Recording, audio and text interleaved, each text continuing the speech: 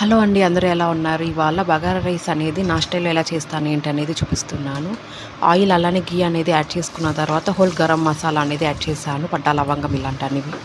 అలానే ఆనియన్స్, పచ్చిమిర్చి యాడ్ చేసి అది మనము ఒక లైట్ బ్రౌన్ కలర్ వచ్చేంత వరకు ఫ్రై చేసుకోవాలి. ఫ్రై చేసుకున్న తర్వాత పుదీనా, కొత్తిమీర అలానే అల్లం వెల్లుల్లి పేస్ట్ అనేది యాడ్ చేసుకొని ఆ రా స్మెల్ పోయేంత వరకు ఫ్రై చేసుకోవాలి. ఆ పచ్చి వాసన పోయేంత వరకు ఫ్రై చేసుకున్న తర్వాత ఒక గ్లాస్ బియ్యానికి 2 గ్లాసుల వాటర్ అనేది యాడ్ చేసుకోవాలి. ఆ విధంగా యాడ్ చేసుకున్న తర్వాత వాటర్ యాడ్ చేసుకున్న తర్వాత అందులోనే సాల్ట్ అనేది వేసి ఒకసారి సాల్ట్ చెక్ చేసుకున్న తర్వాత బియ్యం అనేది యాడ్ చేసేసి మనం కుక్కర్ అనేది క్లోజ్ చేసి పెట్టేయాలి.